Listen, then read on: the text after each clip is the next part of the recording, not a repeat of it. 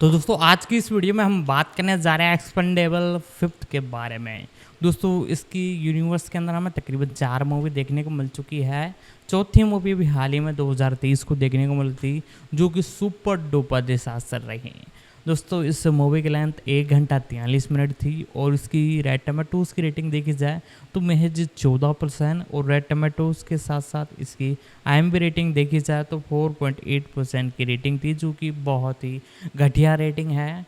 Movie के budget के बारे में बात की जाए तो 110 मिलियन का टोटल मूवी का बजट था। मूवी ने तकरीबन 51 मिलियन डॉलर्स का कलेक्शन किया। इस मुताबिक ये जो मूवी है सुपर डुपर डिसास्टर रहेगी। बाकी बात रही इसके 5वें पार्ट के बारे में, तो मेकर्स आगे से बनाने की बहुत मुश्किल से सोचेंगे। तो आगे मैं आपको इसके बारे में थोड़ी और जानकारी देता हूँ। एक्सपेंडेबल्स, जिसे एक्सपेंडेबल्स 4 के नाम से भी जाना जाता है, एक 2023 अमेरिकी एक्शन कॉमेडी फिल्म है। 4 जो द एक्सपेंडेबल्स 3 2014 के बाद द एक्सपेंडेबल्स फ्रेंचाइजी की चौथी किस्त है। फिल्म में Jason Statham, Sylvester Stallone, Dolph Lundgren और रैंडी कौचर सहित कई कलाकार शामिल हैं, जो पिछली फिल्मों की अपनी भूमिकाओं को दोहरा रहे हैं। Curtis 50 Cent Jackson, Megan Fox, Tony Jaa, Iko Uwais और एंडी गाजिया भी कलाकारों में शामिल हैं। इसका निर्देशन स्कॉट वॉ ने कट विमर, टैड डैगहोट और मैक्स एडम्स की पटकथा से किया है, जो स्पेंसर कोहेन, विमर और डैगहोट की कहानी पर आधारित है। एक्सपेंड 4 बल्स को मुख्य भूमि चीन में 15 सितंबर 2023 को और संयुक्त राज्य अमेरिका में एक सप्ताह बाद लायंसगेट द्वारा जारी किया गया था। फिल्म को आलोचकों से नकारात्मक समीक्षा मिली, जिन्होंने पटकथा, कथानक, स्टैलोन के सीमित स्क्रीन समय, निर्देशन, कुछ नए पात्रों और दृश्य प्रभावों की आलोचना की, लेकिन कुछ प्रदर्शनों और एक्शन दृश्यों की प्रशंसा की। इसने $100 मिलियन के बजट के मुकाबले दुनिया भर में $51 मिलियन की कमाई की है, जिससे ये बॉक्स ऑफिस बम बन गई है। इसे 7 गोल्डन रास्पबेरी पुरस्कारों के लिए नामांकित किया गया था, जिसमें से 2 पुरस्कार सबसे खराब सहायक अभिनेता और सबसे खराब सहायक अभिनेत्री के लिए जीते गए। कथानक: भाड़े के सैनिक सुआटो रहमत को ओसेलोट नामक एक रहस्यमय आतंकवादी के लिए परमाणु हथियार चुराने से रोकने के लिए एक्सपेंडेबल्स को लीबिया भेजा जाता है। टीम का नेतृत्व बार्नी रॉस द्वारा किया जाता है और सदस्यों ली क्रिसमस, टोल रोड और गनर जेंसन द्वारा गठित किया जाता है, जिसमें नए सदस्य EZ डे और गैलन शामिल हैं। हालांकि जब आगामी लड़ाई में उनके सभी वाहन नष्ट हो जाते हैं तो वे अक्षम हो जाते हैं। जब रहमत उनके विमान को मार गिराता है तो टीम को मलबे में बार्नी की जली हुई लाश मिलती है, जिसे केवल उसकी अंगूठी से पहचाना जाता है। बार्नी की स्मारक सेवा में CIA ऑपरेटिव मार्श ने खुलासा किया कि टीम ओसेलोट और रहमत का पीछा करेगी, लेकिन क्रिसमस के बिना, जिन्होंने बार्नी को बचाने की कोशिश में मिशन को खतरे में डाल दिया था। उनकी जगह उनकी पूर्व प्रेमिका जीना ने ले ली है, जो लैश नाम के एक संचालक को भी टीम में लाती है। टीम एशिया की यात्रा करती है, लेकिन क्रिसमस तक गुप्त रूप से उसका पता लगा लिया जाता है, जिसने पहले जीना को एक ट्रैकिंग उपकरण सौंप दिया था। बार्नी की स्पष्ट मृत्यु ने एक सीलबंद फाइल खोली जिसमें कहा गया है कि एक यक्षदर्शी है जो ओसेलोट की पहचान कर सकता है।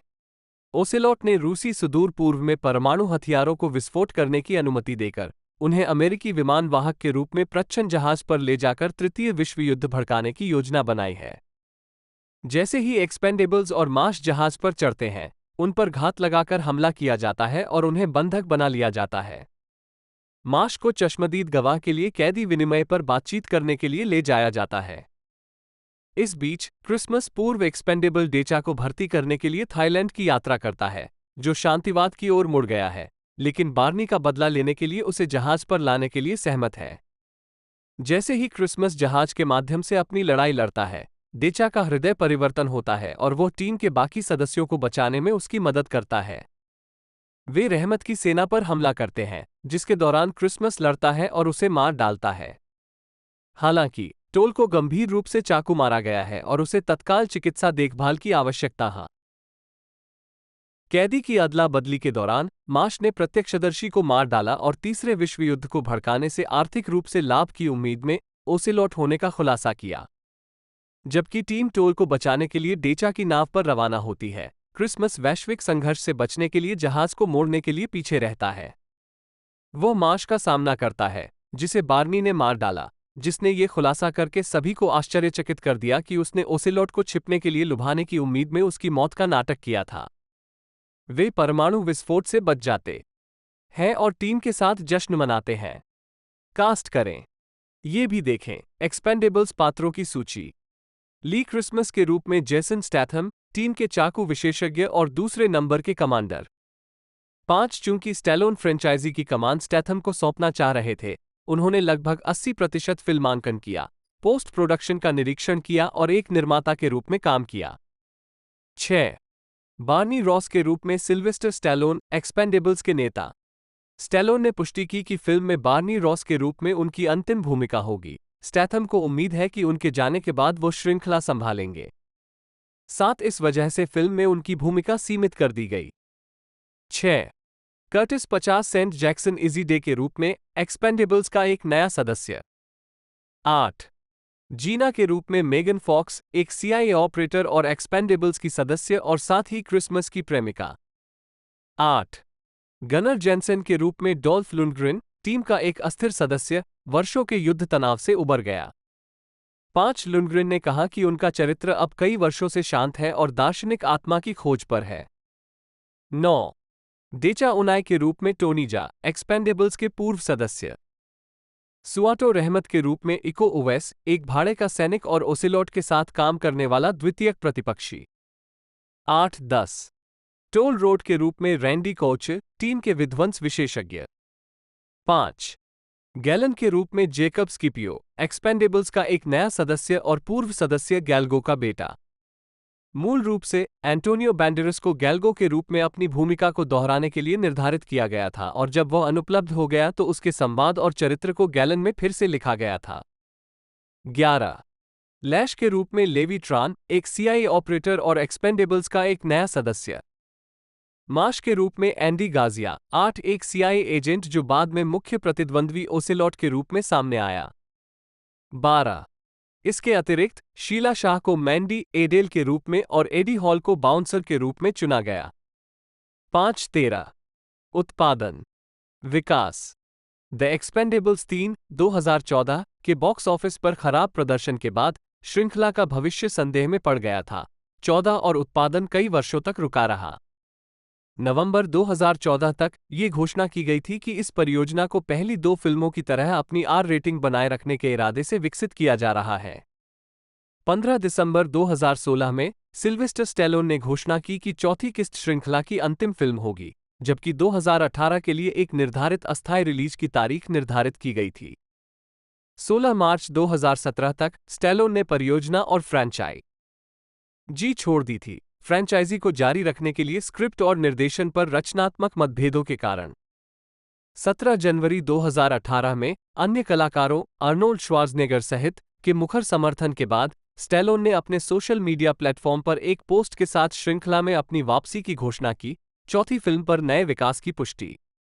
18 अगस्त 2020 तक वटिस सिने ने लायंसगेट और मिलेनियम फिल्म्स के साथ फिल्म पर एक प्रोडक्शन स्टूडियो के रूप में अपनी भागीदारी की घोषणा की। उन्होंने ये भी खुलासा किया कि पैट्रिक ह्यूजिस श्रृंखला में निर्देशक के रूप में वापसी करेंगे। 19 नवंबर 2020 में मिलेनियम मीडिया के अध्यक्ष जेफरी ग्रीनस्टीन ने कहा कि स्टूडियो कोविड-19 महामारी के कारण दुनिया भर में उद्योग के भीतर विभिन्न देरी के बाद द एक्सपेंडेबल्स 4 पर काम करना जारी रख रहा है।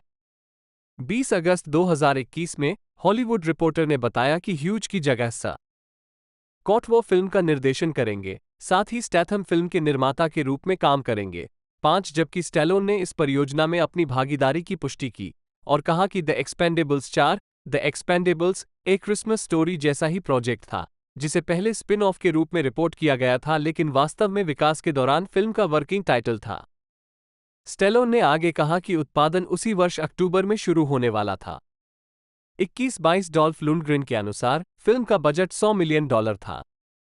9 लेखन। जुलाई 2018 में ग्रेगरी पॉयर ने पटकथा लेखक के रूप में अपनी भूमिका की घोषणा की। 23 उत्पादन अस्थायी रूप से अप्रैल 2019 तक शुरू होने वाला था। हालांकि उस वर्ष जुलाई तक स्टैलोन ने घोषणा नहीं की थी कि वो परियोजना के लिए स्क्रिप्ट पर काम करना जारी रख रहे हैं।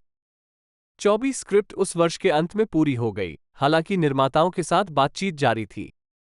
25 अगस्त 2021 में ये घोषणा की गई कि स्पेंसर कोहेन ने मैक्स एडम्स के साथ स्क्रिप्ट का सबसे हालिया मसौदा कोहेन की एक कहानी से लिखा है। 5. कास्टिंग। इन वर्षों में कई अभिनेताओं ने रुचि दिखाई या दावा किया कि उनसे चौथी किस्त में अभिनय करने के लिए संपर्क किया गया था। मार्च 2014 में पियर्स ब्रॉसनन ने कहा कि वो चौथी किस्त में अभिनय करने के लिए निर्माता एवी लनर के साथ सहमत हुए थे। 26 उसी वर्ष अप्रैल तक सिल्वेस्टर स्टेलोन ने बताया कि खलनायक के लिए उनकी पहली पसंद जैक निकोल्सन थे। साथ ही उन्होंने क्लिंट ईस्टवुड को प्रोडक्शन में शामिल होने के लिए मनाने में अपनी रुचि का उल्लेख किया। 27-28 जैकी चैन के अनुसार स्टेलोन ने उनसे फिल्म में अभिनय करने के लिए संपर्क किया था, लेकिन वह एक सामूहिक फिल्म में सीमित स्क्रीन समय के बारे में अनिश्चित थे। यही वजह है कि उन्होंने पिछली 2 प्रविष्टियों में भूमिकाएं ठुकरा दी थीं। 29 ड्वेन जॉनसन ने सार्वजनिक रूप से 2014 के प्रश्नोत्तरी के दौरान एक नई किस्त में एक खलनायक का किरदार निभाने में रुचि व्यक्त की। 30 और 2022 में श्रृंखला में शामिल होने के लिए अपनी रुचि दोहराई। 31 मई 2015 में हल्क होगन ने दावा किया कि वह बातचीत कर रहे थे। स्टैलोन फिल्म के मुख्य खलनायक की भूमिका निभाएंगे। 14 जून 2020 में जीन क्लाउड वैन डेम ने फ्रेंचाइज में लौटने में रुचि व्यक्त की। सार्वजनिक रूप से द एक्सपेंडेबल्स 2 में अपने खलनायक चरित्र जीन विलेन के भाई क्लाउड विलेन की भूमिका निभाने के अपने विचार को सामने रखा। 32 द एक्सपेंडेबल्स 3 में अपने किरदार को जिस तरह से संभाला गया उससे असंतुष्ट होने के बावजूद अर्नोल्ड श्वार्ज़नेगर ने घोषणा की कि अगर उन्हें स्क्रिप्ट पसंद आती है तो वो श्रृंखला में लौटने में रुचि रखते हैं। 33 हालांकि 29 मई 2023 को श्वार्ज़नेगर ने सामान्य उदासीनता का हवाला देते हैं पुष्टि की कि वो फ्रेंचाइजी में वापस नहीं लौटेंगे। 34 जबकि उन्हें चौथी फिल्म में शामिल नहीं किया गया था, कैलन लुत्स ने एक इंस्टाग्राम पोस्ट में 5वीं किस्त में वापसी के लिए रुचि की घोषणा की। 35 दूसरी ओर टेरी क्रूज, जिन्होंने पिछली सभी फिल्मों में अभिनय किया था, ने ये दावा करने के बाद किसी भी नई प्रविष्टि में शामिल होने से इनकार कर दिया कि स्टैलोन के एजेंट एडम वेनेट ने उनका यौन उत्पीड़न किया था। उन्होंने आरोप लगाया कि निर्माता एवी लनर ने उन पर फिल्म छोड़ने का दबाव डाला था यदि वह श्रृंखला में बने रहना चाहता है। 36 हालांकि ऊपर वर्णित किसी भी अभिनेता को बाद में नहीं चुना गया और कलाकारों में वापसी करने वाले सितारे Sylvester Stallone, Jason Statham, Randy Couture और डॉल्फ लुंडग्रेन को शामिल करने की घोषणा की गई, जबकि नए कलाकारों में एडी हॉल, कर्टिस 50 सेंट शामिल थे। Jackson, Megan Fox, Tony Jaa, Andy Garcia, Sheila Shah, Jacob Scipio और लेवी ट्रान 5-13 जिसमें इको उवेस खलनायक की भूमिका निभा रहे हैं। 10 फिल्मांकन। अगस्त 2021 में ये कहा गया कि मुख्य फोटोग्राफी अक्टूबर में शुरू होगी। 5 फिल्मांकन आधिकारिक तौर पर 29 सितंबर 2021 को शुरू हुआ। 37-38 अक्टूबर 2021 में स्टैलोन ने सोशल मीडिया पर घोषणा की कि उन्होंने फिल्म के लिए अपने दृश्यों का फिल्मांकन पूरा कर लिया है। 7 फिल्म की शूटिंग लंदन और बल्गेरिया में की गई थी और जैकी चैन स्टंट टीम ने स्टंट कोरियोग्राफी का काम संभाला था। 39 नवंबर 2021 में प्रोडक्शन की शूटिंग ग्रीस में की गई, जिसमें थेसालोनिकी शहर भी शामिल था। 40 ग्रीक सशस्त्र बलों के सदस्य को अतिरिक्त के रूप में इस्तेमाल किया गया था और आरोप लगाया गया था कि ओवरटाइम काम करने के बावजूद उन्हें उनकी महीने भर की आधिकारिक तैनाती के लिए मुआवजा नहीं दिया गया था। 3 दिसंबर 2021 को टोनी जा ने पुष्टि की कि फिल्मांकन पूरा हो गया है। 42 पोस्ट प्रोडक्शन। जून 2023 तक फिल्म का शीर्षक एक्सपेंड 4 बल्स कर दिया गया था। 4-3-4-4-4-5 एक ऐसा नाम जिसका टिप्पणीकारों द्वारा व्यापक रूप से उपहास किया गया था। जब पूछा गया कि उन्होंने ये शीर्षक क्यों चुना, तो निर्माता लेस वेल्डन ने कहा कि द एक्सपेंडेबल्स की ब्रांड पहचान को बरकरार रखते हुए ये हमेशा फिल्म निर्माताओं की इच्छा रही है। 51 संगीत। 26 अप्रैल 2023 को गिलाउम रूसेल ने घोषणा की कि वह पिछली 3 किस्तों से ब्रायन टायलर की जगह लेते हुए फिल्म का स्कोर तैयार करेंगे। 52 ट्रैक सूचीकरण। नहीं। शीर्षक लंबाई 1 नया दस्ता 2-0-1 2 एक भयानक क्षति 2-27 3 ये रहा 1-50 4 देचा का परिचय 2-12 5 माश रन द शो 2-40 6 आगे परेशानी 2-14 7 बाइक विस्फोट और मौत 3-13 8. डेक पर लड़ाई 2, 12. 9. अंतिम द्वंद्व 1, 41. 10. ओसेलॉट ढूंढना 1, 12. 11. पाप मुक्ति 1, 57. 12. एक्सपेंड 4 ब्लेस मुख्य थीम 2, 43. कुल लंबाई 26, 22. 53. रिलीज नाट्यशास्त्रीय एक्सपेंड 4 बल्स को 15 सितंबर 2023 को मुख्य भूमि चीन में रिलीज किया गया था और 22 सितंबर 2023 को लायंसगेट फिल्म्स द्वारा नाटकीय रूप से रिलीज किया गया था। 54 ये फिल्म मूल रूप से 2022 में रिलीज होने वाली थी। 55. होम मीडिया एक्सपेंड 4 बल्स को डिजिटल प्लेटफॉर्म के लिए 13 अक्टूबर 2023 को रिलीज किया गया। इसके बाद 21 नवंबर 2023 को ब्लू रे, डीवीडी और 4K UHD रिलीज किया गया। 56-57 मार्केटिंग अप्रैल 2022 में सिनेमाकॉन में फिल्म के पहले स्टैंडी पोस्टर का अनावरण किया गया। 58 पहला टीजर ट्रेलर फुटेज विशेष रूप से सम्मेलन में लायंसगेट की प्रस्तुति में उपस्थित लोगों के लिए जारी किया गया था। 59-6 जून 2023 को फिल्म का पहला पोस्टर जारी किया गया, जिसके एक दिन बाद पहला ट्रेलर जारी किया गया। 61 फिल्म की आर रेटिंग का विज्ञापन करने वाला दूसरा ट्रेलर 23 अगस्त 2023 को जारी किया गया था। 62 स्वागत बॉक्स ऑफिस 5 नवंबर 2023 तक एक्सपेंड 4 बल्स ने संयुक्त राज्य अमेरिका और कनाडा में $16 और 70 सेंट मिलियन और अन्य क्षेत्रों में $34 और 30 सेंट मिलियन, दुनिया भर में कुल $51 मिलियन की कमाई की है। 3. संयुक्त राज्य अमेरिका और कनाडा में एक्सपेंड 4 बल्स को शुरुआत में अपने शुरुआती सप्ताहांत में 3,518 थिएटरों से $15.17 मिलियन की कमाई करने का अनुमान लगाया गया था। दो पहले दिन $3.1 मिलियन, गुरुवार रात के पूर्वावलोकन से $750,000 सहित कमाने के बाद अनुमान कम कर दिया गया और यह पहली बार $8 मिलियन तक पहुंच गया और होल्ड ओवर द नन 2 के बाद दूसरे स्थान पर रहा। 63 फिल्म अपने दूसरे सप्ताहांत में 69% गिरकर $2.5 मिलियन पर आ गई और 9वें स्थान पर रही। 64 चीन में फिल्म ने $10.7 मिलियन की कमाई की, जो किसी चीनी फिल्म से पहले स्थान पर रही। 65 आलोचनात्मक प्रतिक्रिया समीक्षा एग्रीगेटर वेबसाइट रॉटन टोमाटोज पर 124 आलोचकों में से 14% समीक्षाएं सकारात्मक हैं, जिनकी औसत रेटिंग 3.5/10 है। वेबसाइट की सर्वसम्मति में लिखा है, जेसन स्टैथम का ठोस काम और कुछ आधे अधूरे सेट के टुकड़े एक्सपेंड 4 बल्स के कमजोर एक्शन और सस्ते दिखने वाले प्रभावों को पूरा करने के लिए पर्याप्त नहीं है। 66 मेटाक्रिटिक, जो एक भारित औसत का उपयोग करता है, ने 33 आलोचकों के आधार पर फिल्म को 100 में से 30 का स्कोर दिया, जो आमतौर पर प्रतिकूल समीक्षाओं को दर्शाता है। 67-68 सिनेमास्कोर द्वारा सर्वेक्षण किए गए दर्शकों ने फिल्म को ए जोड़ से एफ पैमाने पर बी का औसत ग्रेड दिया, जो श्रृंखला में सबसे कम है। जबकि पोस्ट ट्रैक में सर्वेक्षण में शामिल दर्शकों ने इसे 64% समग्र सकारात्मक स्कोर दिया। 63 वैरायटी के लिए लिखते हुए ओवन ग्लीबरमैन ने कहा, यह सच में 21वीं सदी का कचरा है, एक ऐसी फिल्म जिसमें एक्शन ही खर्च करने योग्य है। 69 खराब सीजीआई प्रभावों का संदर्भ देते हुए कोलाइड ने लिखा कि एक्सपेंड 4 बल्स ओ अक्सर एक फिल्म से ज्यादा एक मोबाइल गेम जैसा दिखता है। 70 कई समीक्षकों ने इसकी तुलना इसी तरह खराब सीजीआई वाली वॉ की एक अन्य फिल्म हिडन स्ट्राइक से की। 70-71 आईजीएन के साइमन थॉम्पसन ने इसी तरह की शिकायतें व्यक्त करते हुए कहा, विशेष प्रभाव या तो अधूरे दिखते हैं या इतने बुरे कि ये दुखद है, जैसे कि उन्हें ग्राफिक्स पैकेज से हटा दिया गया हो। 2000 के दशक की शुरुआत से एक मध्यम से कम बजट वाला वीडियो गेम। 72 विभिन्न समीक्षकों द्वारा अभिनय, कथानक, संवाद और हिंसा की आलोचना की गई। थॉम्पसन ने भद्दे और प्रेरणाहीन संवाद को भयानक कहा और निष्कर्ष निकाला कि फिल्म कुल मिलाकर एक गंभीर निराशा थी जिसमें पुरानी यादों, करिश्मा और आकर्षण का अभाव था, जिसने फ्रेंचाइजी को आकर्षक बना दिया।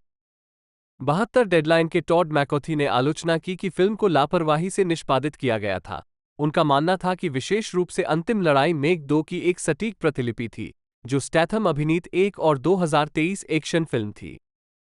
73 इसके अलावा कई समीक्षाओं ने अपने पूर्ववर्तियों की तुलना में समग्र रूप से कमजोर कलाकारों की आलोचना की। कई लोगों ने कहा कि फिल्म शायद ही एक्शन दिग्गजों के सभी स्टार कलाकारों की विशेषता वाले फ्रेंचाइजी के मूल विक्रय बिंदु को बरकरार रखती है। 747071 पेस्ट में एक समीक्षा में कहा गया है कि स्टैथम ने सीरीज लीड के लिए पदोन्नति स्वीकार करने का विकल्प चुना है, लेकिन यह भी जोड़ा गया है कि द एक्सपेंडेबल्स को स्टैथम स्टार वाहन में बदलना केवल उनके कई लंबे समय से गलत प्रकार की व्ययशीलता को उजागर करता है। टाइम कॉस्टर्स, हम सिर्फ अपने आदमी को अपने या विभिन्न युगल में गधा के क्यों नहीं देख सकते? 75। फिल्म की एक अन्यथा नकारात्मक समीक्षा में माना गया कि फिल्म इस फ्रैंचाइजी में सर्वश्रेष्ठ हो सकती है। 76। जबकि डिजिटल स्पाई की एक समीक्षा में कहा गया है कि उल्लापूर्ण हिंसक कार्रवाई और स्क्रिप्ट दोनों में घटिया थ्रोबैक मजा की भावना बहाल की गई है। 2/3 उबाऊ फिल्म को बचाने के लिए ये बिल्कुल पर्याप्त नहीं है, लेकिन ये कम से कम द एक्सपेंडेबल्स 4 को अपूरणीय तीसरी फिल्म से ऊपर उठाता है। आप इतने एड्रेनालाइन हाई पर रह जाएंगे कि आपको आश्चर्य नहीं होगा उपरोक्त एसटीआई की तरह एक्सपेंडेबल्स एक और दौर के लिए वापस आ जाएगा। 71। प्रशंसा पुरस्कार फिल्म महोत्सव समारोह की तिथि वर्ग प्राप्तकर्ता परिणाम संदर्भ गोल्डन रास्पबेरी पुरस्कार 9 मार्च 2024 सबसे खराब तस्वीर Kevin King Templeton, Les Weldon, Yariv Lerner और जेसन स्टैथम मनोनीत 77। एंड्रेस आर्टुरो गाजिया मेनेंडेज, जन्म 12 अप्रैल 1956, जिन्हें पेशेवर रूप से एंडी गाजिया के नाम से जाना जाता है, एक अमेरिकी अभिनेता हैं। वो पहली बार ब्रायन डी पाल्मा की द अनचेबल्स 1987 में केविन कॉस्टनर, सीन कॉनरी और रॉबर्ट डी नीरो के साथ अभिनय करके प्रमुखता से उभरे। उन्होंने स्टैंड एंड डिलीवर 1988 और इंटरनल अफेयर्स 1990 जैसी फिल्मों में अभिनय करना जारी रखा। इसके बाद उन्होंने फ्रांसिस फोर्ड कोपोला के द गॉडफादर पार्ट 3 1990 में विंसेंट मैंसिनी की भूमिका निभाई, जिसके लिए उन्हें सर्वश्रेष्ठ सहायक अभिनेता के लिए अकादमी पुरस्कार नामांकन मिला। उन्होंने Stephen Frears hero 1992, romantic drama when a man loves a woman 1994 और एक्शन थ्रिलर डेस्परेट मीजर्स 1998 जैसी हॉलीवुड फिल्मों में अभिनय करना जारी रखा। 2000 में उन्होंने HBO television film for love और country the Arturo Sandoval story 2000 का निर्माण और अभिनय किया, जहां उन्हें प्राइम टाइम एमी पुरस्कार और गोल्डन ग्लोब पुरस्कार नामांकन प्राप्त हुआ। उन्होंने स्टीवन सोडरबर्ग की ओशंस 11 2001 और इसके सीक्वल ओशंस 12 2004 और ओशंस 13 2007 में भी अभिनय किया। 2005 में गाजिया ने डस्टिन हॉफमैन और बिल मरे के साथ फिल्म द लॉस्ट सिटी का निर्देशन और अभिनय किया। उन्होंने New York, I love you 2008, drama city island 2009, romantic comedy eight Middleton 2013 और crime thriller kill the messenger 2014 में भी अभिनय किया। मम्मा मिया में उनकी सहायक भूमिकाएं थीं। Here we go again, book club, the mule और HBO television film my dinner with Herve सभी 2018 और father of the bride remake 2022 में शीर्षक भूमिका। 2005 में उन्होंने क्यूबा के संगीतकार काचाओ के रिकॉर्ड अहोरा सी के निर्माण के लिए सर्वश्रेष्ठ पारंपरिक उष्णकटिबंधीय लैटिन एल्बम के लिए लैटिन ग्रैमी जीता। 4. प्रारंभिक जीवन गाजिया का जन्म क्यूबा के हवाना में आंद्रेस आर्टुरो गाजिया मेनेंडेज के रूप में हुआ था। उनकी मां एमिली मेनेंडेज एक अंग्रेजी शिक्षिका थीं और उनके पिता रेने गाजिया क्यूबा में एक वकील थे। 5 गाजिया के 2 बड़े भाई बहन हैं, एक बहन जिसका नाम टेसी है और एक भाई का नाम रेने है। 6 जब वो 5 साल के थे, 1961 में बे ऑफ पिग्स आक्रमण के असफल होने के बाद उनका परिवार मियामी, फ्लोरिडा चला गया। कई वर्षों की अवधि में उन्होंने $1 मिलियन की इत्र सुगंध कंपनी बनाई। गाजिया का पालन पोषण एक कैथोलिक के रूप में हुआ 7-8 और उन्होंने मियामी बीच सीनियर हाई स्कूल में पढ़ाई की, जहां उन्होंने बास्केटबॉल टीम में खेला। हाई स्कूल के अपने वरिष्ठ वर्ष के दौरान वो मोनोन्यूक्लियोसिस से बीमार हो गए, 9 जिसने उन्हें अभिनय में अपना करियर बनाने के लिए प्रेरित किया। उन्होंने उस वर्ष J.W. जेनसन के साथ ड्रामा क्लास लेकर अपने अभिनय करियर की शुरुआत की। उन्होंने फ्लोरिडा इंटरनेशनल यूनिवर्सिटी से स्नातक की उपाधि प्राप्त की। 3. करियर 1980 का दशक गाजिया ने फ्लोरिडा इंटरनेशनल यूनिवर्सिटी में अभिनय शुरू किया, लेकिन जल्द ही हॉलीवुड चली गईं। 1984 में मर्डर, शी वॉट के पहले एपिसोड में एंजेला लैंसबरी के साथ उनकी एक छोटी भूमिका थी, जिसे फर्स्ट वाइट टफ कहा गया था। उन्होंने टीवी श्रृंखला हिल स्ट्रीट ब्लूज के पहले एपिसोड में एक गिरोह के सदस्य की भूमिका निभाई थी। वो 1985 में कट रसेल के साथ द मीन सीजन में सहायक भूमिका में दिखाई दिए। 10. 1987 में गाजिया को ब्रायन डी पाल्मा के अपराध नाटक द अनचेबल्स में अभिनय में सफलता मिली। फिल्म में Kevin Costner, Sean Connery, Charles Martin Smith, Patricia Clarkson और रॉबर्ट डी नीरो ने अभिनय किया। फिल्म एलियट नेस का अनुसरण करती है क्योंकि वो निषेध युग के दौरान अल कैपोन को न्याय दिलाने के लिए अछूत कानून प्रवर्तन टीम का गठन करता है। इसे व्यापक आलोचनात्मक प्रशंसा मिली और यह वित्तीय रूप से सफल रही। 11. 1988 में गाजिया ने ब्रिटिश बॉयबैंड ब्रीथ के संगीत वीडियो क्लिप में मुख्य भूमिका निभाई। गाने का नाम है हाउ कैन आई फॉल और यह 1988 में बिलबोर्ड हॉट 100 में #3 पर पहुंच गया। 1989 में गाजिया ने Ridley Scott action thriller Black Rain में माइकल डगलस के साथ जासूस चार्ली विंसेंट के रूप में अभिनय किया। फिल्म को समीक्षकों से मिश्रित समीक्षाएं मिली, लेकिन $134 मिलियन की कमाई के साथ यह वित्तीय रूप से सफल रही।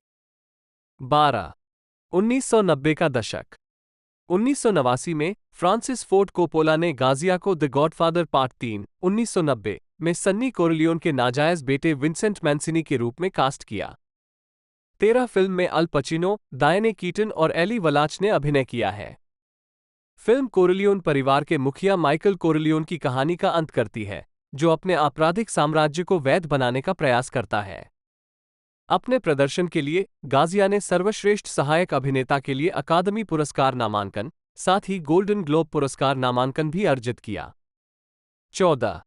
1990 के दशक में गाजिया माइक फिगिस फिल्म इंटरनल अफेयर्स में दिखाई दिए, जिसमें वो रिचर्ड गैरे द्वारा अभिनीत एक भ्रष्ट साथी पुलिस अधिकारी के साथ बुद्धि की लड़ाई में संलग्न है। 1992 में उन्होंने स्टीफन फ्रीयर्स के हीरो में डस्टिन हॉफमैन, गीना डेविस और जॉन क्यूसैक अभिनीत एक संकी हर आदमी की भूमिका निभाई। 1994 में उन्होंने when a man loves a woman में मेग रयान द्वारा निभाई गई एक शराबी के सक्षम पति की भूमिका निभाई। 1995 में उन्होंने क्रिस्टोफर लॉर्ड, स्टीव बुसमी और क्रिस्टोफर वॉकन के साथ Things to Do in Denver When You Are Dead में एक दुखद अपराधी की भूमिका निभाई। उन्होंने 1996 के सिडनी ल्यूमेट नाटक नाइट फॉल्स ऑन मैनहट्टन में रिचर्ड ड्रेफस और जेम्स गंडोल्फिनी के साथ एक हॉटशॉट वकील के रूप में अभिनय किया। उन्होंने टिम रोथ और लॉरेंस फिशबर्न के साथ हुडलूम 1997 में डकैत लकी लुसियानो की भूमिका निभाई। उन्होंने माइकल कीटन और मार्सिया गे हॉर्डन अभिनीत 1998 की एक्शन थ्रिलर डेस्परेट मीजर्स में अपने गंभीर रूप से बीमार बेटे को बचाने की कोशिश कर रहे एक पुलिसकर्मी की भूमिका निभाई। 2000 के दशक। 2009 ट्रिबेका फिल्म फेस्टिवल में जूलियाना मार्गलिस, बाएं, और उनकी बेटी डोमिनिक गाजिया लोरिडो के साथ। 2000 में गाजिया ने HBO फिल्म फॉर लव और country the Arturo Sandoval story में अभिनय और निर्माण किया। ये फिल्म क्यूबा के जैज दृश्य और ट्रम्पेटर और संगीतकार आर्टुरो सैंडोवल के जीवन के बारे में है। इसमें ग्लोरिया एस्टेफन ने मारिया की भूमिका निभाई और चार्ल्स एस. डटन ने जैज लीजेंड डिज़ी गिलेस्पी की भूमिका निभाई। अपने प्रदर्शन के लिए गाजिया को प्राइम टाइम एमी पुरस्कार और गोल्डन ग्लोब पुरस्कार नामांकन प्राप्त हुआ। उन्होंने स्टीवन सोडरबर्ग की ओशियंस 11, 2001 में अभिमानी लास वेगास कैसीनो के मालिक टेरी बेनेडिक्ट की भूमिका निभाई, जो George Clooney, Brad Pitt, Matt Damon और जूलिया रॉबर्ट्स अभिनीत 1960 की रैट पैक कैपर फिल्म की रीमेक थी। ये फिल्म बॉक्स ऑफिस पर $450 मिलियन की कमाई के साथ एक बड़ी व्यावसायिक सफलता थी। वह अगली कड़ी ओशंस 12, 2004 और तीसरी फिल्म ओशंस 13, 2007 में भी दिखाई दिए। उन्होंने डस्टिन हॉफमैन और बिल मरे के साथ द लॉस्ट सिटी में सह-लेखन, निर्देशन और अभिनय किया। 15/2006 में वह शेरोन स्टोन के साथ तुर्की टीवी श्रृंखला कर्टलर वाडिसी के आखिरी एपिसोड में दिखाई दिए। 2008 में उन्होंने न्यूयॉर्क के पहले खंड आई लव यू में अभिनय किया, जिसका निर्देशन जियांग वेन ने किया था, जिसमें हेडन क्रिस्टेंसन और राचेल बिल्सन ने अभिनय किया था। 2009 से गाजिया को लेखक अर्नेस्ट हेमिंग्वे के बारे में फिल्म हेमिंग्वे एंड फ्यूएंस का निर्देशन करने के लिए चुना गया है, जो गाजिया और हेमिंग्वे की भतीजी हिलेरी हेमिंग्वे द्वारा सह-लिखित है। उन्होंने 2012 में फिल्म के लिए वित्तपोषण हासिल किया और गाजिया, एंथनी हॉपकिंस और एनेट बेनिंग को सितारों के रूप में घोषित किया गया। फिल्मांकन मूल रूप से जनवरी 2013 में शुरू होना था, 16-17, लेकिन देरी के कारण हॉपकिंस ने 2014 में परियोजना छोड़ दी और उनकी जगह जॉन वोइट ने ले ली। 18-19 2010 का दशक। 2010 के अंत में गाजिया के करियर में पुनरुत्थान हुआ। उन्होंने 2018 में 4 फिल्मों में अभिनय किया। वो आलोचनात्मक और व्यावसायिक रूप से सफल मम्मा मिया में फर्नांडो सिएनफ्यूगोस के रूप में दिखाई दिए। Cher, Amanda Seyfried, Lily James, Colin Firth, Stellan Skarsgard और पियर्स ब्रॉसनन के साथ हियर वी गो अगेन। 20 जब गाजिया से चेयर के साथ गाने के बारे में पूछा गया तो उन्होंने एनबीसी के टुडे शो को बताया, ये शानदार था। एक बात यह है कि चेयर के साथ अभिनय करना, जो एक महान अभिनेत्री है, और फिर उसके साथ गाने के लिए कहा जाना। 21 गाजिया ने डायने कीटन, कैंडिस बर्गन, जेन फोंडा और मैरी स्टीनबर्गन के साथ Paramount romantic comedy book club में भी अभिनय किया। ये फिल्म बॉक्स ऑफिस पर सफल रही और इसने अपने $10 मिलियन के बजट के मुकाबले दुनिया भर में $89 मिलियन से अधिक की कमाई की। प्रशस्ति पत्र आवश्यक। उन्होंने क्लिंट ईस्टवुड की ड्रामा फिल्म द म्यूल में Eastwood, Bradley Cooper, Dianne Wiest, Laurence Fishburne और माइकल पेना के साथ भी अभिनय किया। इसने $174.8 मिलियन की कमाई की और आलोचकों से इसे सकारात्मक समीक्षा मिली। प्रशस्ति पत्र आवश्यक। गाजिया HBO film my dinner with Harvey में पीटर डिंकलेज और जेमी डोर्नन के साथ दिखाई दी। फिल्म को आलोचकों से आमतौर पर सकारात्मक समीक्षा मिली। 22 और उत्कृष्ट टेलीविजन मूवी के लिए एमी नामांकन प्राप्त हुआ। 2020 में गाजिया ने चार्ल्स मैकडॉगलर की कॉमेडी फिल्म एना में अभिनय किया। उस वर्ष भी उन्होंने थोर फ्राइडेंथल के समीक्षकों द्वारा प्रशंसित आगामी नाटक वर्ड्स ऑन बाथरूम वॉल्स में अभिनय किया। अगले वर्ष उन्होंने कर्स्टन वाइग और जेमी डोर्नन अभिनीत कॉमेडी फिल्म बाब and Star Go to Vista Del Mar में एक अप्रकाशित कैमियो किया। उसी वर्ष उन्होंने एक्शन फिल्म रिडेम्पशन डे और Guy Ritchie film wrath of man में अभिनय किया। 2022 में उन्होंने कॉमेडी बिग गोल्ड ब्रिक में अभिनय किया।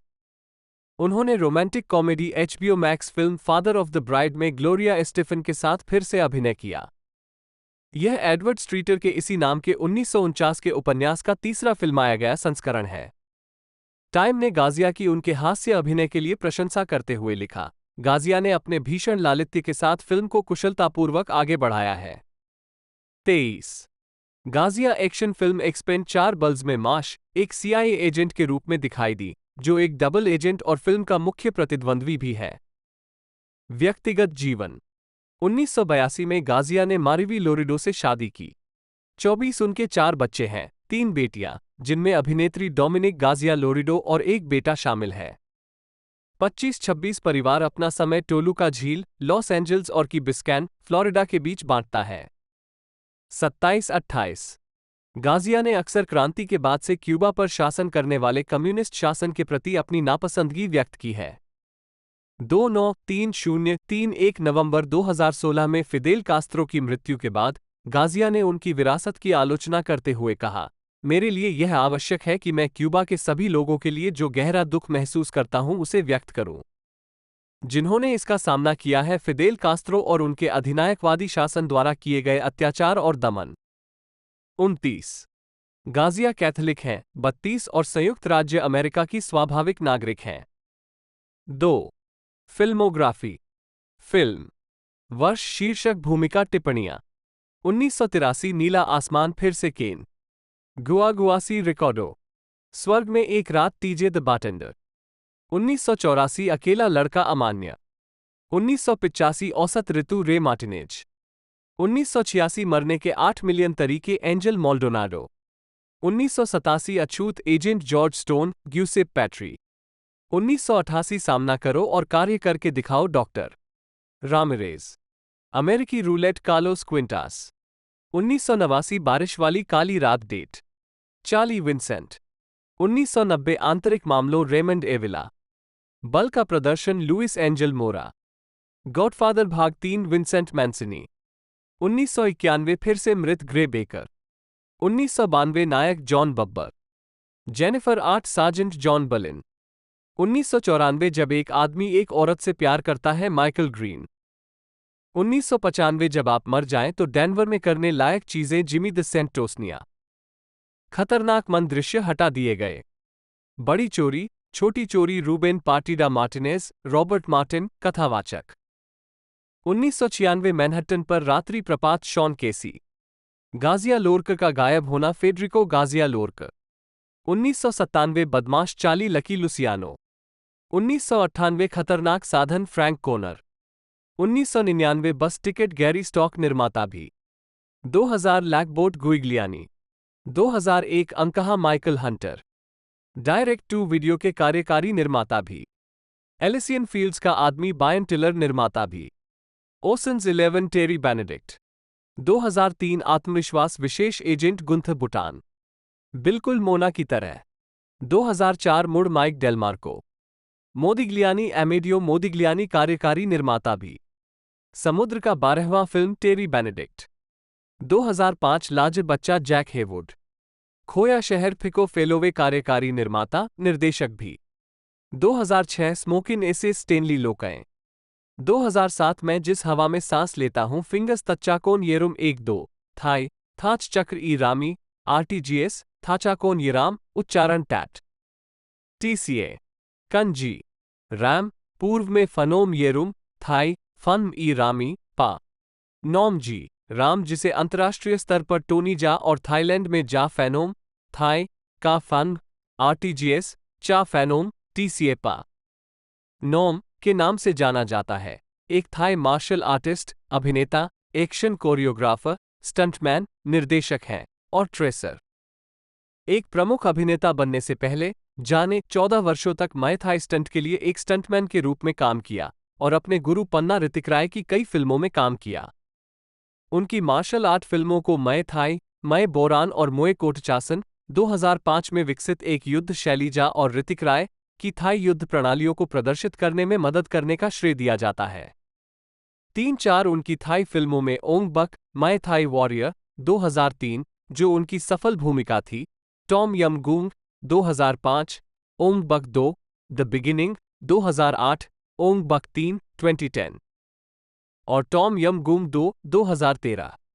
2013 में थाई फिल्म कंपनी सहमोम कोल फिल्म इंटरनेशनल छोड़ने के बाद जा ने यूनिवर्सल स्टूडियो के साथ हस्ताक्षर किए और अंतर्राष्ट्रीय प्रशंसक आधार पर अधिक ध्यान केंद्रित किया। 5 तब से जा furious 7 2015, SPL 2 A time for consequences 2015, master Z, IP man legacy 2018 और एक्सपेंड 4 बल्स 2023 जैसी फिल्मों में दिखाई दी हैं। प्रारंभिक जीवन। टोनी जा का जन्म और पालन पोषण सुरिन प्रांत के एक ग्रामीण इलाके में रिन सैपेच और थोंगडी यरम के घर हुआ। 6 वह कू वंश का है, जो एक मोन खमेर जातीय समूह है जो थाईलैंड, कंबोडिया और लाओस में रहता है। कू हाथियों के कुशल प्रशिक्षक होने के लिए जाने जाते हैं। 7 टोनी जा कू, थाई और उत्तरी खमेर बोलते हैं। 8 अपनी युवावस्था में जा ने मंदिर के मेलों में ब्रूस ली और जैकी चैन की फिल्में देखीं, जिससे उन्हें मार्शल आर्ट सीखने की प्रेरणा मिली। उन्होंने अपने पिता के धान के खेत में इस तकनीक का अभ्यास किया।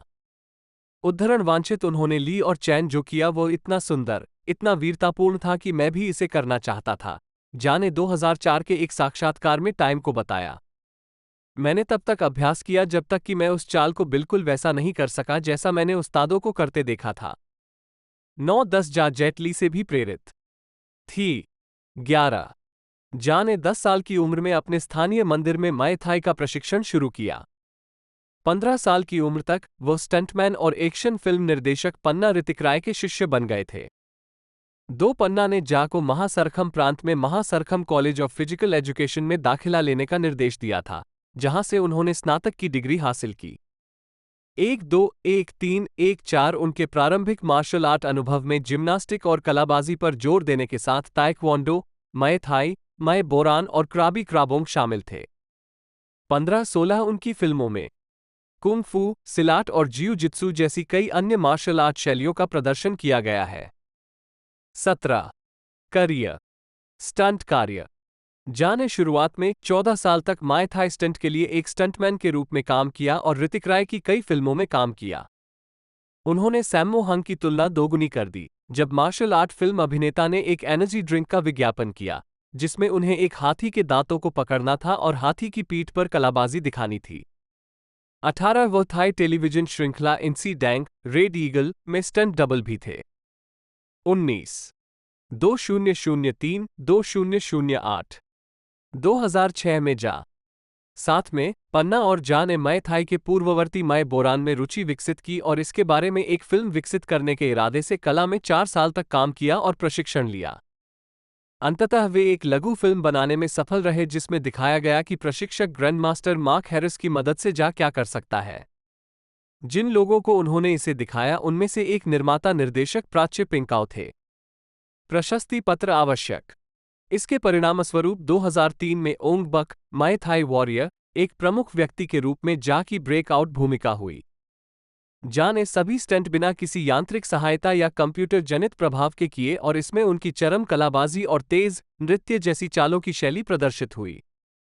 फिल्मांकन के दौरान लगी चोटों में लिगामेंट की चोट और टखने में मोच शामिल थी। फिल्म के एक दृश्य में दूसरे अभिनेता के साथ लड़ाई शामिल थी जबकि उसकी अपनी पतलून में आग लगी हुई थी। 2005 के एक साक्षात्कार में उन्होंने कहा, मैं वास्तव में जल गया था। मुझे वास्तव में ध्यान केंद्रित करना पड़ा क्योंकि एक बार जब मेरी पैंट में आग लग गई तो आग की लपटें बहुत तेजी से ऊपर की ओर फैल गईं और मेरी भौहें, मेरी पलकें और मेरी नाक जल गईं। फिर हमें इसे ठीक करने के लिए कुछ और प्रयास करने पड़े। 20 उनकी दूसरी प्रमुख फिल्म टॉम यम गूंग अमेरिका में द प्रोटेक्टर थी, जिसका नाम टॉम यम सूप के नाम पर रखा गया था, जिसमें मय थाई की एक शैली शामिल थी जो हाथियों की नकल करती है। अगस्त 2006 में वो द प्रोटेक्टर की अमेरिकी रिलीज को बढ़ावा देने के लिए न्यूयॉर्क में थे, जिसमें museum of the moving image में एक उपस्थिति भी शामिल थी। 21 सहमोम कोल फिल्म इंटरनेशनल ने विज्ञापन दिया कि टोनी जा की तीसरी फिल्म का नाम स्वॉर्ड या दाब अटामास होगा, जो थाई दो तलवार की लड़ाई दाब गीत म्यू की कला के बारे में है, जिसकी पटकथा प्रपास चोसलार द्वारा लिखी गई है। 22 लेकिन प्राच्या और जा के बीच अनबन के कारण, जिस पर दोनों में से किसी ने भी सार्वजनिक रूप से टिप्पणी नहीं की, स्वॉट को रद्द कर दिया गया। 23 रांडेल डुआने कोचर KOT जन्म 22 जून 1963, एक अमेरिकी अभिनेता, पूर्व संयुक्त राज्य सेना सार्जेंट, पूर्व मिश्रित मार्शल कलाकार और पूर्व कॉलेजिएट और ग्रीको रोमन पहलवान है। अल्टीमेट फाइटिंग चैंपियनशिप UFC में अपने कार्यकाल के दौरान वो 3 बार UFC हैवीवेट चैंपियन, 2 बार UFC लाइट हैवीवेट चैंपियन, एक अंतरिम UFC लाइट हैवीवेट चैंपियन बने, जिससे वो 6 बार UFC चैंपियन और UFC 13 हैवीवेट बने। टूर्नामेंट विजेता। एक वो 2 अलग अलग डिवीजनों में 2 UFC चैंपियनशिप खिताब, BJ Penn, Conor McGregor, Georges St Pierre, Daniel Cormier, Amanda Nunes, Henry Cejudo, Jon Jones और एलेक्स परेरा के साथ रखने वाले 9 सेनानियों में से पहले हैं। कोचर ने रिकॉर्ड 16 खिताबी मुकाबलों में हिस्सा लिया है। वो पूर्व UFC heavyweight champions type music के साथ UFC हैवीवेट चैंपियनशिप मुकाबलों 6 में सर्वाधिक जीत के रिकॉर्ड के बराबर हैं। उनके पास UFC में सबसे अधिक 6 खिताब थे। ल्योटो माचिडा के साथ उनकी आखिरी लड़ाई UFC में उनकी 24वीं लड़ाई थी। वो UFC हॉल ऑफ फेम के चौथे सदस्य हैं। वो 40 वर्ष से अधिक उम्र के केवल 2 लोगों में से एक हैं जिन्होंने UFC चैंपियनशिप फाइट जीती है। ऐसा उन्होंने 4 बार किया है। वो अपने खोए हुए खिताब को दोबारा हासिल करने वाले कुछ MMA चैंपियनों में से एक हैं और ऐसा 3 बार, 2 बार हैवीवेट में, 1 बार लाइट हैवीवेट में करने वाले एकमात्र चैंपियन है। कोचर एक ओलंपिक कुश्ती विकल्प था और अपने करियर के दौरान कॉवलिस, ओरेगॉन में रहा, जहां उन्होंने सहायक कुश्ती कोच और ओरेगन स्टेट यूनिवर्सिटी के लिए ताकत और कंडीशनिंग कोच के रूप में काम किया। उन्होंने मैट लिंडलैंड और डैन हेंडरसन के साथ टीम क्वेस्ट की स्थापना की, जो ग्रेशम, ओरेगॉन में स्थित सेनानियों के लिए एक प्रशिक्षण शिविर था, और इसका नेतृत्व कोच रॉबर्ट फोलिस ने किया था। 2005 में वो लास वेगास चले गए, जहां उन्होंने एक्सट्रीम कोचर नाम से जिम की अपनी व्यापक श्रृंखला खोली। उन्होंने हॉलीवुड, कैलिफोर्निया में लेजेंड्स जिम खोलने के लिए बास रूटन के साथ साझेदारी की। कोचर को आमतौर पर एक क्लिंच और ग्राउंड एंड पाउंड फाइटर के रूप में पहचाना जाता है, जो अपनी कुश्ती क्षमता का उपयोग टेक डाउन को अंजाम देने, शीर्ष स्थान स्थापित करने और नीचे के प्रतिद्वंद्वी पर क्रमिक प्रहार करने के लिए करता है। उन्होंने मुक्केबाजी और कुश्ती पकड़ने में विभिन्न प्रकार के कौशल प्रदर्शित किए हैं। वो हॉल ऑफ फेमर बनने के बाद चैंपियनशिप जीतने वाले एकमात्र यूएफसी फाइटर हैं और 43 साल की उम्र में टिम सिल्विया पर खिताबी जीत के साथ एमएमए इतिहास में सबसे उम्रदराज चैंपियन हैं। पृष्ठभूमि: कोचर का जन्म एवरेट, वाशिंगटन में हुआ था, जो शरण अमेलिया, नी किंग और एडवर्ड लुइस कोचर के पुत्र थे। 3-4 उन्होंने वाशिंगटन के लिनवुड में लिनवुड हाई स्कूल में कुश्ती लड़ी, जहां उन्होंने कुश्ती में अपने वरिष्ठ वर्ष के दौरान राज्य चैंपियनशिप जीती। बाद में उन्होंने 1982 से 1988 तक अमेरिकी सेना में सेवा की और 101वें एयरबोर्न में सार्जेंट का पद हासिल किया, जहां उन्होंने कुश्ती की और थोड़ी मुक्केबाजी भी की। 5-6 जब वो सेना में थे, तब उन्होंने अमेरिकी सेना की फ्रीस्टाइल कुश्ती टीम के साथ ट्रायल के लिए आवेदन किया था। हालांकि एक लिपिकीय त्रुटि के कारण उनका आवेदन ग्रीको रोमन कुश्ती ट्रायल के लिए भेज दिया गया था और अगले साल तक इंतजार करने के बजाय उन्होंने इसे आगे बढ़ाने का फैसला किया। ग्रीको रोमन में कभी प्रतिस्पर्धा न करने के बावजूद उन्होंने टीम बनाई। प्रशस्ति पत्र आवश्यक: डिस्चार्ज होने पर कोचर 3 बार ओलंपिक टीम वैकल्पिक 1988, 1992 और 1996, 2000 ओलंपिक ट्रायल में सेमीफाइनलिस्ट, 3 बार एनसीएए डिवीजन आई ऑल अमेरिकन और 2 बार एनसीएए डिवीजन आई रनर अप, 1991 और 1992 ओक्लाहोमा स्टेट यूनिवर्सिटी में। 1992 में वो 190 पाउंड 86 किग्रा के साथ डिवीजन आई उपविजेता रहे और मार्क केयर के बाद दूसरे स्थान पर रहे। 1989 से 1992 तक उन्होंने 113-42 का कॉलेजिएट कुश्ती रिकॉर्ड बनाया। उन्होंने ओक्लाहोमा स्टेट यूनिवर्सिटी से साहित्य में स्नातक की डिग्री हासिल की। 9. मिश्रित मार्शल आर्ट करियर: किसी जीवित व्यक्ति की जीवनी के इस खंड को सत्यापन के लिए अतिरिक्त उद्धरणों की आवश्यकता है। विश्वसनीय सूत्र जोड़कर कृपया मदद करें। जीवित व्यक्तियों के बारे में बिना स्रोत वाली या खराब स्रोत वाली विवादास्पद सामग्री को लेख और उसके वार्ता पृष्ठ से तुरंत हटा दिया जाना चाहिए, खासकर यदि संभावित रूप से अपमानजनक हो। स्रोत खोजें: रैंडी कोचर समाचार पत्र किताबें विद्वान JSTOR। नवंबर 2021। जाने कि इस टेम्पलेट संदेश को कैसे और कब हटाना है। अल्टीमेट फाइटिंग चैंपियनशिप और रिंग्स। 3 सप्ताह के नोटिस पर एक विकल्प के रूप में टूर्नामेंट में बुलाए जाने पर 10 कोचर ने 30 मई 1997 को UFC 13-11 में 4 सदस्यीय हैवीवेट टूर्नामेंट के हिस्से के रूप में अपने पेशेवर मिश्रित मार्शल आर्ट की शुरुआत की। उनके पहले प्रतिद्वंद्वी टोनी हैमे थे, जिन्होंने उनसे लगभग 100 पाउंड 45 किग्रा 7.1 सेंट वजन कम किया था। कोचर ने तुरंत डबल लैग टेकडाउन मारा और कुछ ग्राउंड और पाउंड के बाद बैक माउंट पर चले गए और 1 मिनट के अंदर जीत हासिल करने के लिए रियर नेकेड चोक सबमिशन हासिल किया। टूर्नामेंट के फाइनल में उन्होंने पहले दौर में 3-13 पर TKO द्वारा एक और बड़े प्रतिद्वंद्वी 290 पाउंड स्टीवन ग्राहम को हराया। 17 अक्टूबर 1997 को UFC 15 में कचुअर ने UFC हैवीवेट चैंपियनशिप के लिए नंबर 1 दावेदार का निर्धारण करने के लिए विटोर बेलफोर्ट से लड़ाई की। 12 कोचर एक अंडरडॉग था, क्योंकि 19 वर्षीय Belfort UFC 12 heavyweight tournament champion था, जिसने अपने सभी मैच विनाशकारी मुक्कों से जीते थे। बेलफोर्ट के बाएं हाथ से दूर चक्कर लगाने के बाद कोचर को क्लिंच मिल गया। लड़ाके टूट गए और जब बेलफोर्ट ने मुक्कों की झड़ी लगाने की कोशिश की, कोचर ने एक टेकडाउन मारा। उन्होंने तुरंत साइड कंट्रोल हासिल कर लिया और स्ट्राइक लगा दी। जैसे ही बेलफोर्ट अपने पैरों पर खड़ा हुआ, कोचर ने घुटने से प्रहार किया। उसने फिर से पकड़ बनाई और गंदी मुक्केबाजी के साथ बेलफोर्ट को नीचे गिरा दिया। 7 मिनट के बाद बेलफोर्ट थक गया था। कोचर ने उसे फिर से नीचे गिरा दिया और उस समय MMA में सबसे बड़े उलटफेर में से एक बैक माउंट से मुक्कों के साथ उसे समाप्त कर दिया।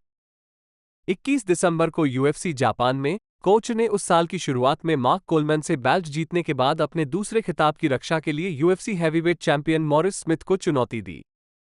यह एक धीमी गति की लड़ाई थी और किसी भी लड़ाकू ने दूसरे को कोई खास नुकसान नहीं पहुंचाया, लेकिन कोचर ने कई टेकडाउन किए और पूरी लड़ाई के दौरान स्थिति पर नियंत्रण बनाए रखा। 21 मिनट के बाद उन्होंने बहुमत से जीत हासिल की और नए UFC हैवीवेट चैंपियन बन गए। हालांकि यह जीत विवादास्पद थी क्योंकि कई लोगों का मानना है कि स्मिथ ने लड़ाई जीतने के लिए काफी कुछ किया। 1998 में UFC के मैचमेकर्स चाहते थे कि कोचर पैंक्रेस के पूर्व राजा बास रटन के खिलाफ बेल्ट की रक्षा करे। कोचर ने इसके बजाय वेले टूडो जापान के साथ हस्ताक्षर किए और शीर्षक छीन लिया गया। उनका पहला और एकमात्र मैच शूटो के अनुभवी और ग्रैपलिंग विशेषज्ञ एंसन इनोए के खिलाफ था। लड़ाई को जमीन पर ले जाने के बाद कोचर ने मुकाबले के ठीक 90 सेकंड से कुछ अधिक समय पहले आर्मबार पर टैप किया। अभी भी जापान में कोचर को फाइटिंग नेटवर्क रिंग्स के साथ अनुबंधित किया गया था, जिसने 20 मार्च 1999 को रिंग्स में मिखाइल इलोखिन के खिलाफ डेब्यू किया था। कोचर ने किमुरा को सौंप दिया। हालांकि यह नुकसान विवादास्पद था क्योंकि इलोखिन ने रिंग के केंद्र पर फिर से तैनात होने के दौरान पकड़ को बंद कर दिया था। उस हार के बाद उन्होंने अपने शौकिया कुश्ती करियर पर ध्यान केंद्रित करने के लिए एमएमए से ब्रेक ले लिया। कोचर अक्टूबर 2000 में rings king of Kings tournament 2000 के लिए एमएमए में लौट आया। उन्होंने अपनी पहली लड़ाई में यूएफसी के अनुभवी जेरेमी हॉर्न पर सर्वसम्मत निर्णय से जीत हासिल की और फिर पैनक्रेस के अनुभवी रयोशी यानागिसावा पर एक और जीत हासिल की। इन 2 जीतों ने उन्हें मार्च 2001 में टूर्नामेंट के अंतिम आयोजन के लिए योग्य बना दिया। इससे पहले उन्हें 17 नवंबर 2000 को केविन रैंडलमैन के खिलाफ यूएफसी हैवीवेट चैंपियनशिप में एक शॉट की पेशकश की गई थी। उन्हें पहले 2 राउंड में हार का सामना करना पड़ा, लेकिन रैंडलमैन के अधिकांश ग्राउंड और पाउंड प्रयासों को नकारते हुए अपनी पीठ से अच्छी तरह से बचाव किया। तीसरे राउंड में उन्होंने रैंडलमैन को मैट पर गिरा दिया और टीकेओ जीत और अपनी दूसरी यूएफसी हैवीवेट चैंपियनशिप के लिए फुल माउंट से कई हमले किए। मार्च 2001 में कोचर ने rings king of Kings tournament 2000 final में भाग लेना जारी रखा। पहली लड़ाई में अनुभवी असुयोशी कोहसाका पर एक समान निर्णय जीतने के बाद टेकडाउन में खुद को प्रतिबद्ध करने के बाद वो वैलेंटाइन ओवेन द्वारा गिलोटिन चोक में फंस गए और उन्हें हार माननी पड़ी।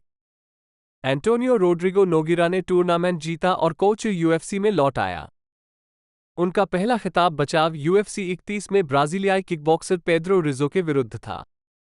जफा प्रबंधन के तहत ये पहला यूएफसी इवेंट था जिसमें डाना व्हाइट नए अध्यक्ष थे। दोनों लड़ाकों ने काफी नुकसान पहुंचाया। 5-5 मिनट के राउंड के बाद कोचर ने एक करीबी सर्वसम्मत निर्णय से जीत हासिल की।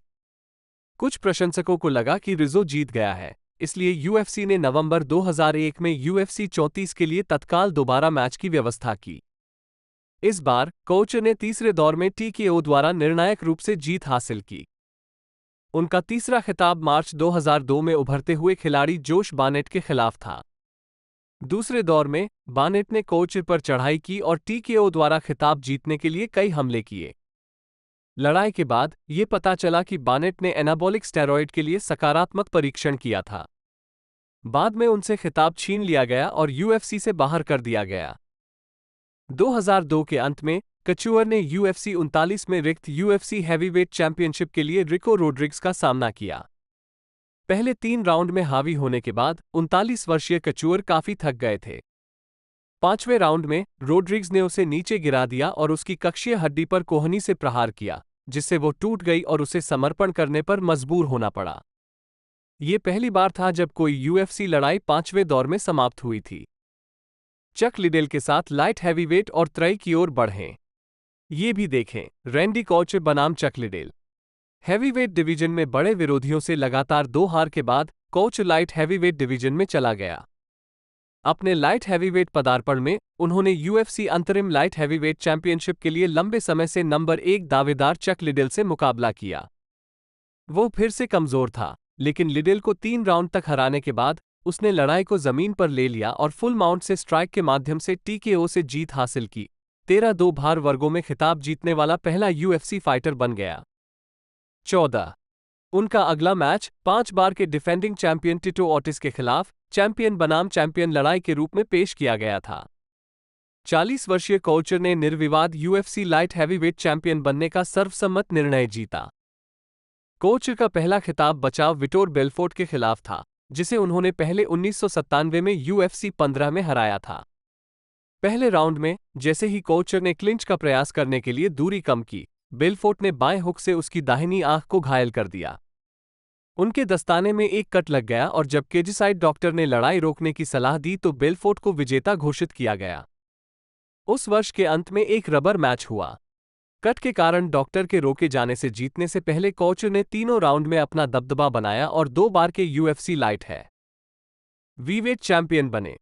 16 अप्रैल 2005 को लिडेल के साथ एक रीमैच में कोचर ने अपना खिताब खो दिया और अपने करियर की पहली नॉकआउट हार का सामना करना पड़ा।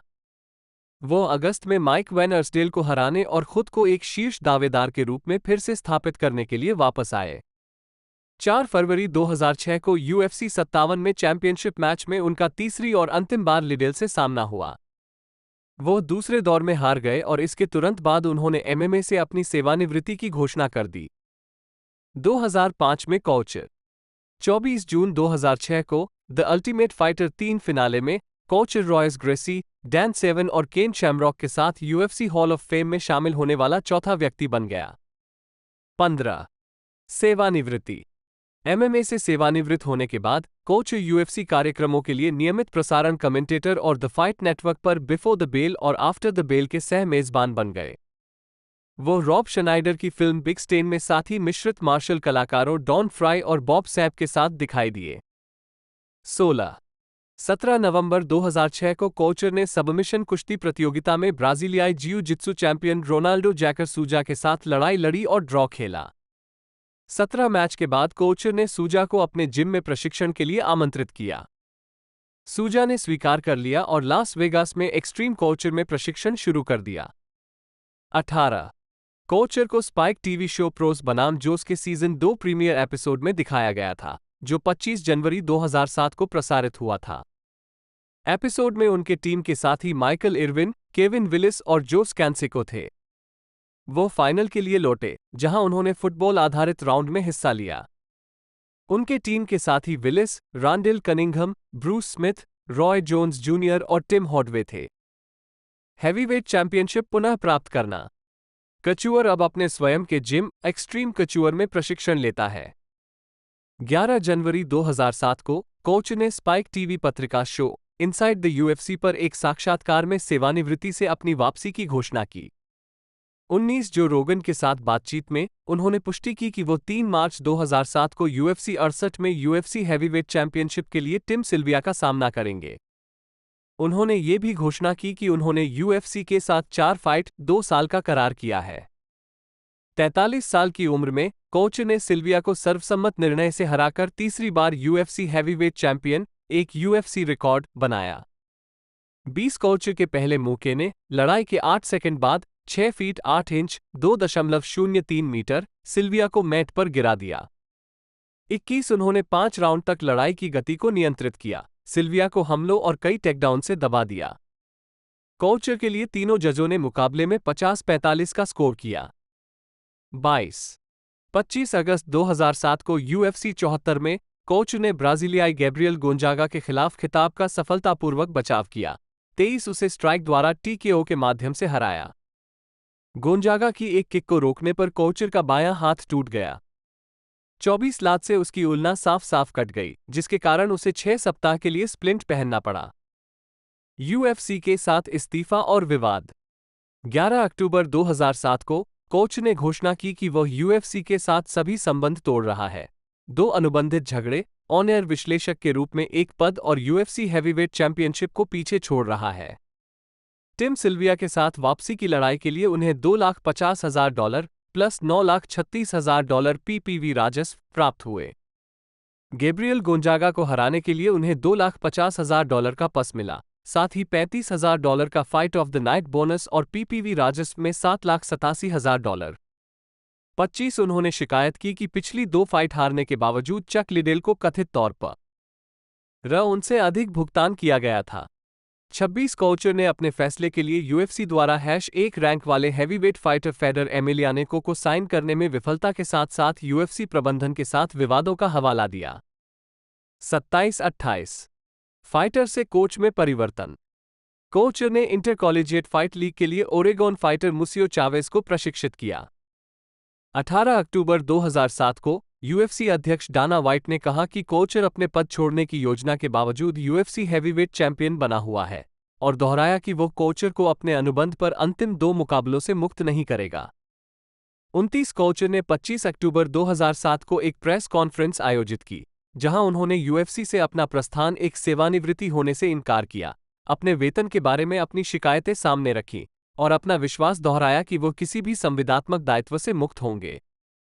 9 महीने बाद UFC 30 अक्टूबर 2007 को व्हाइट और जफा के सीईओ लोरेंजो फर्टिटा ने एक और प्रेस कॉन्फ्रेंस आयोजित की, जहां व्हाइट ने 12 दिन पहले की यूएफसी की स्थिति को दोहराया, 31 और उन्हें प्राप्त वेतन के बारे में कोच के दावों का खंडन करने वाले दस्तावेज जारी किए।